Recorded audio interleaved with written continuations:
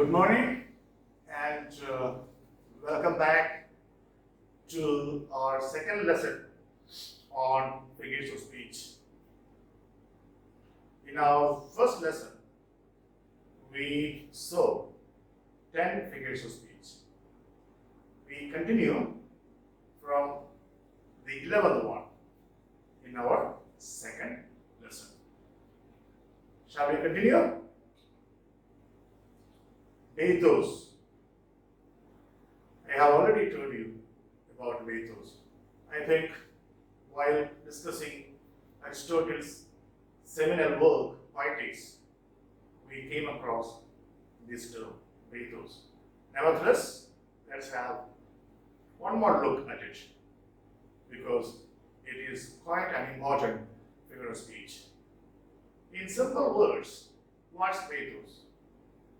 It is a movement from the noble, from the majestic, into something commonplace and silly.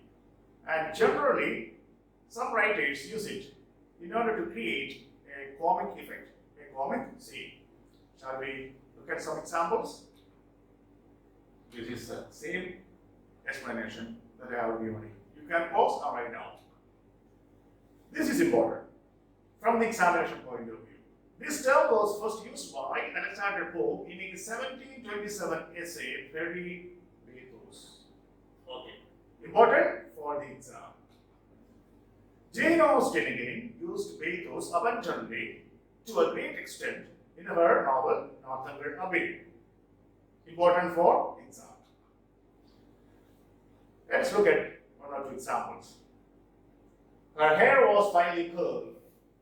Her cheeks were lined with rules, and her dress was flowing green and blue, which made her look, we expect something very great, but rather like a tired old peacock. That is pathos. Another one, after training for the entire year and successfully running his first marathon, great training, running, winning, Ben was desperate, nearly insane. For a fat-filled chocolate bar. Very silly, very commonplace. We have expected something great. This is pathos. Let's take an example of pathos from literature. Here is a poem, Simon Lee by Wordsworth.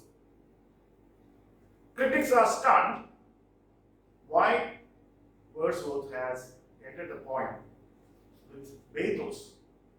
Is it or was it deliberate or was it a mistake? Let us see what is pathos here. Wordsworth is talking about Simon Lee, a hard-working man. Few months of life has he in store, as he to you will tell. For still, the more he works, the more do his weak ankles swell. Ankles swell. This is pathos. We don't expect that kind of an ending given the preceding lines. Pathos from literature.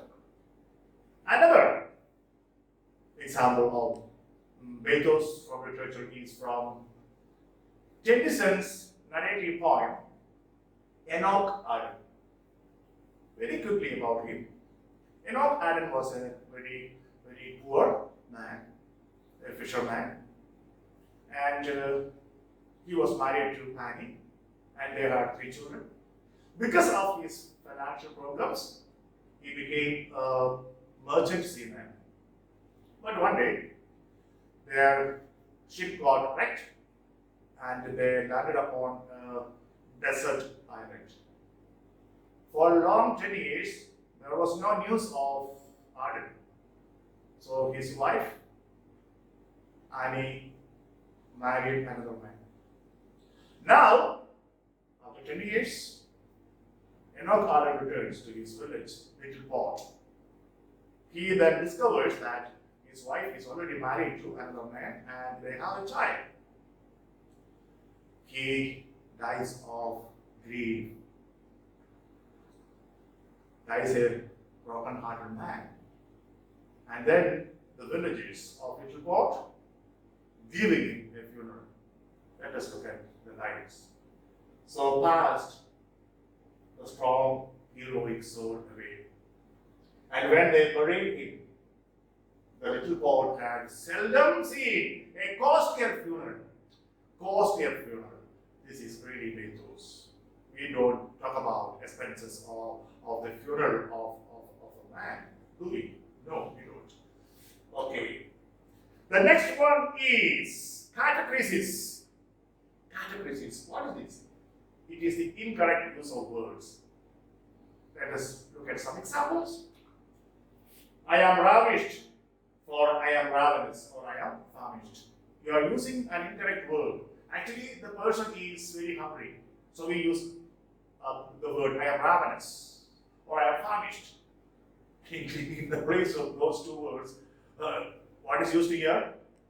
I am ravished. Ravished means raped. Okay. Other examples, using words like militate instead of mitigate, given the meanings in brackets, and then using chronic for severe. I have a severe headache. Instead of saying severe headache, someone says chronic headache. Okay. Travesty means, it is making mockery of something.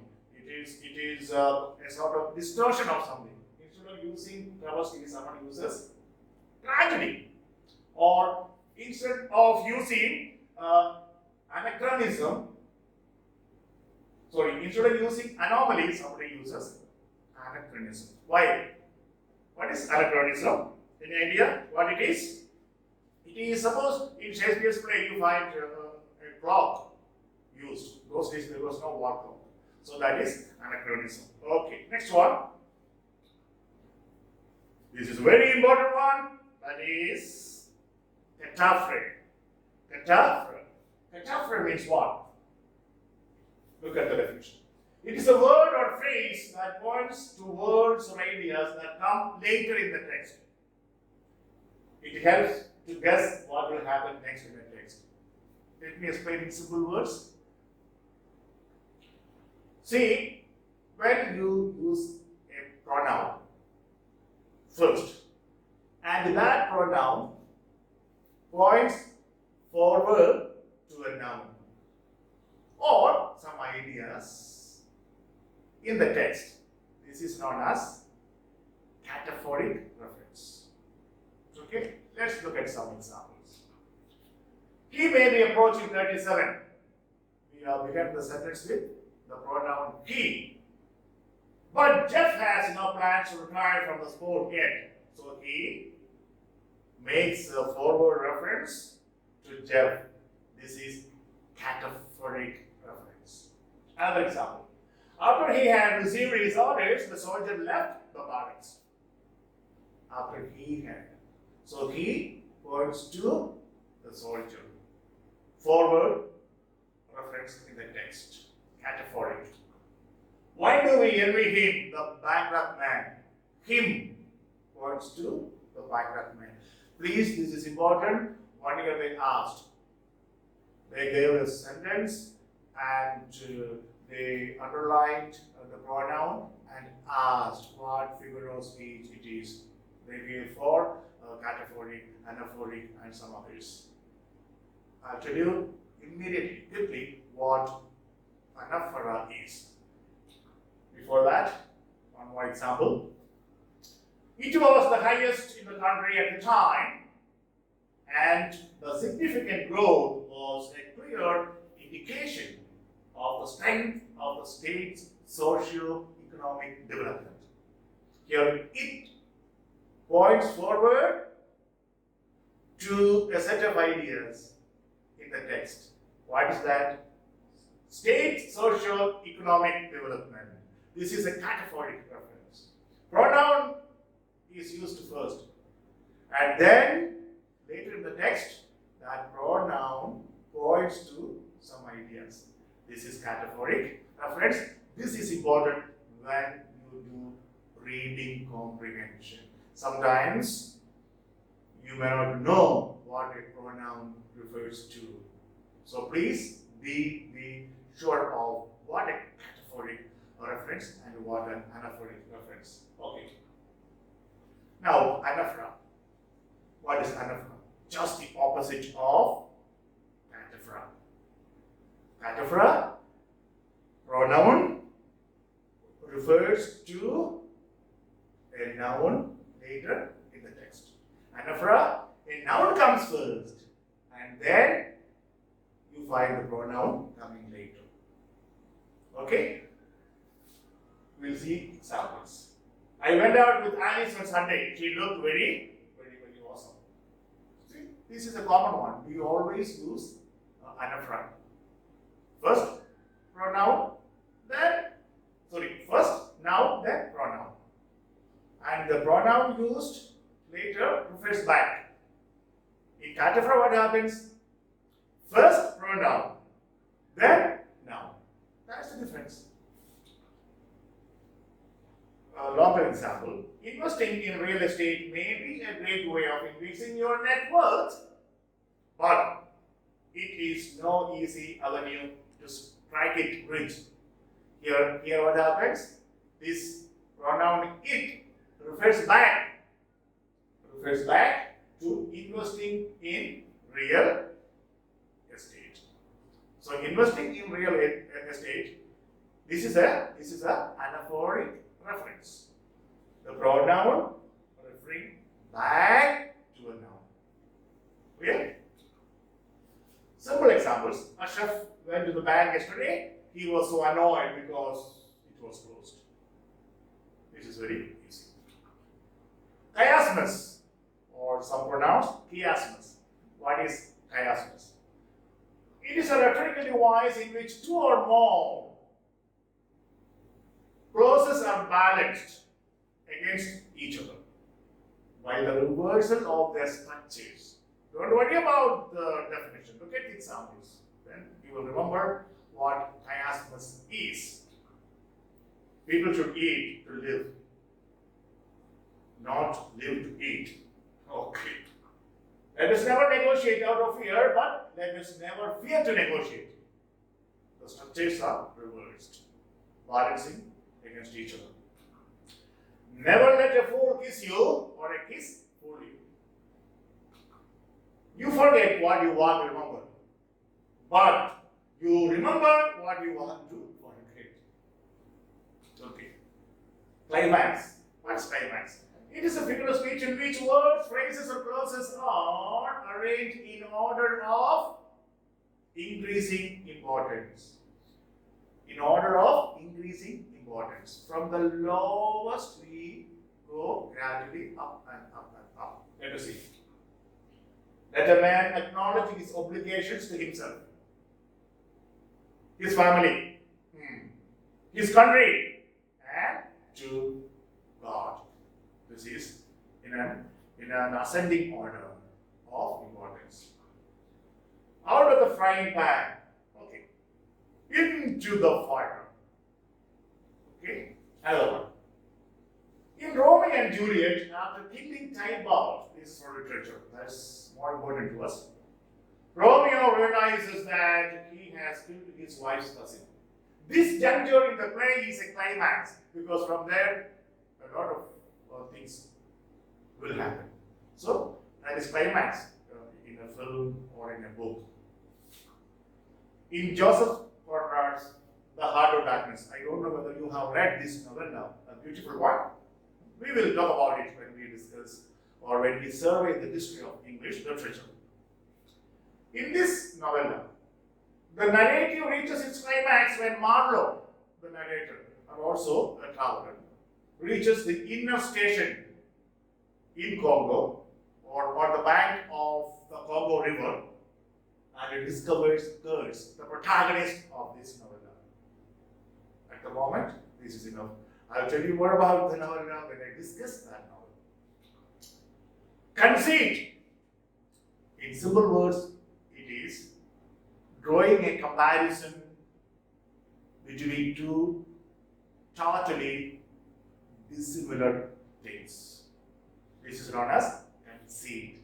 You draw a comparison between two totally dissimilar things or objects. Okay, this is very cunning kind of drawing comparison, and metaphysical poets were very famous. Let's look at some examples. A broken heart is like a damaged clock. A broken heart. Why? When the heart breaks, it stops. When the clock is damaged, it also stops. But I think both can be repaired. Okay. In John Donne's, that's of importance to us, a valediction forbidding mourning. This is a very famous poem. Have you done it? He compares two lover souls to the two legs of a compass. What's a compass? You use it. No? One leg is used as a stationary one, and the other one you keep a pencil and draw a circle. It's a compass. Now, what happens in this poem?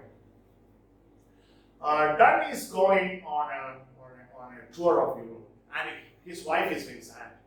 Now he wants to console her, and he tells her, "Look here, why are you sad? I'm not going away from you. We are like legs, two legs of a compass. Okay, it is true. One leg is here, and I just roll around you. I never go away from you. I revolve around you." This is a conceit. See, legs, two legs of a compass compared to two lovers. Okay. Another one, John Donne's The Flea is a perfect example. Very quickly, two lovers, and the boy the man is asking the lady for a kind of sexual relationship, sexual union.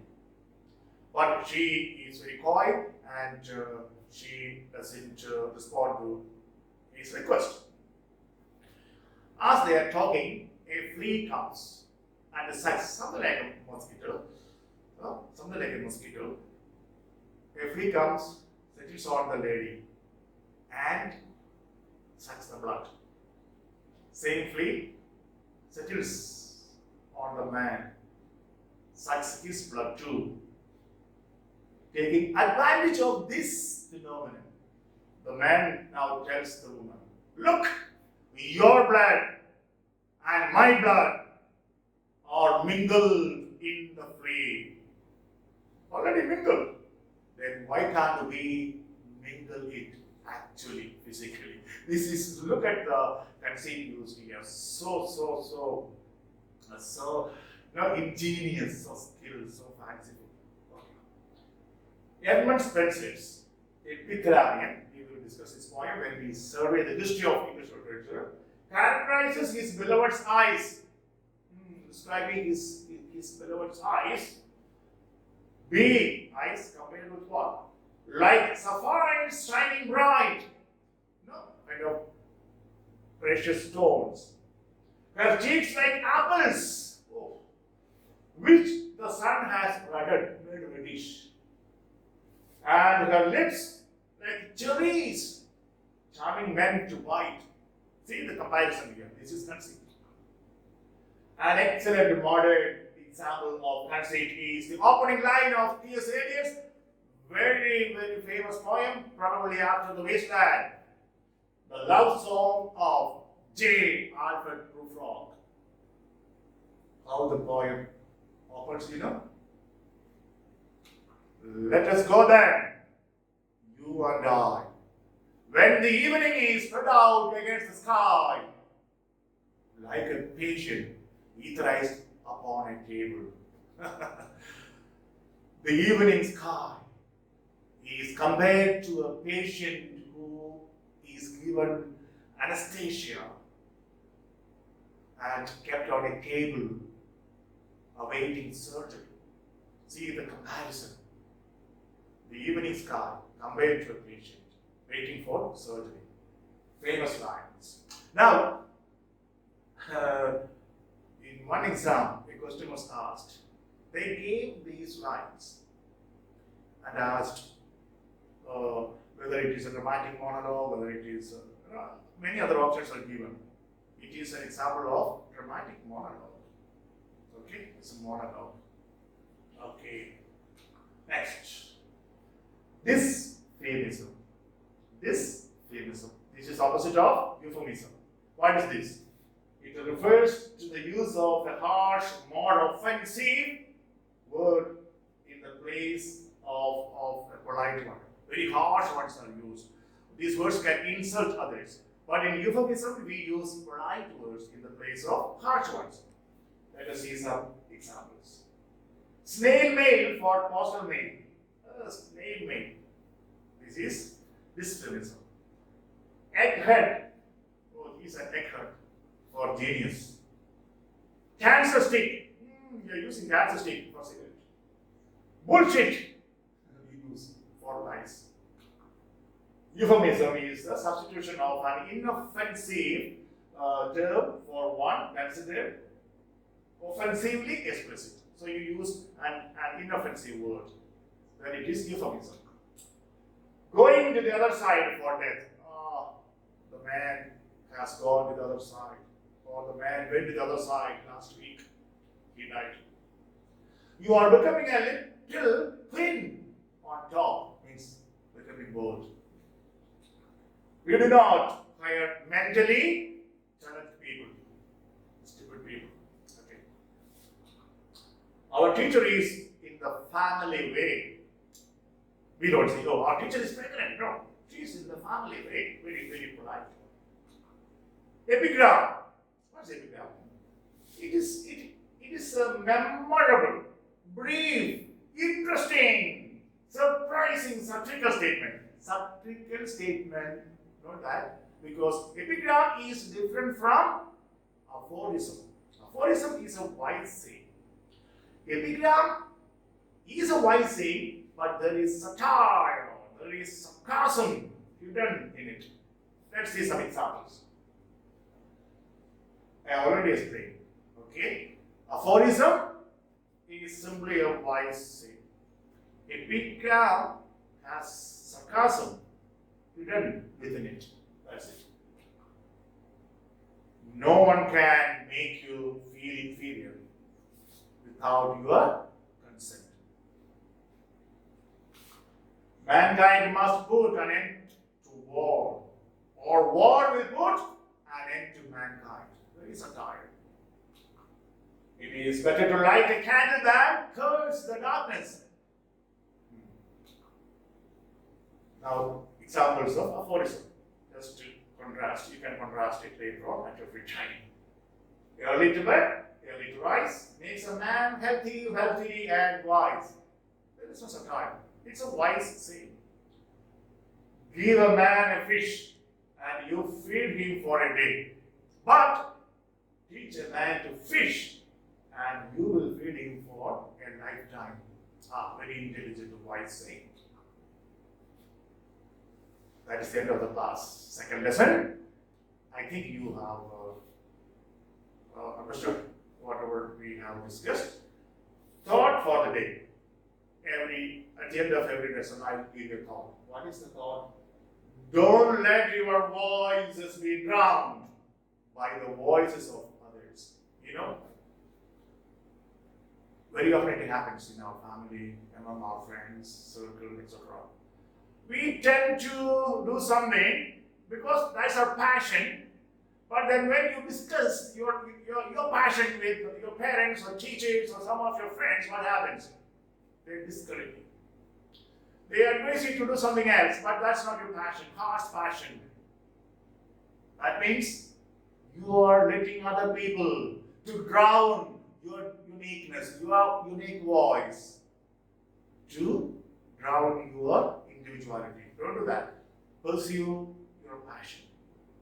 Let your voice remain prominent. Let your personality remain prominent. You are a unique individual. Okay then, that's all for today. We will be meeting tomorrow with the third lesson on figurative speech. Till then, be happy, eat well, sleep well, and study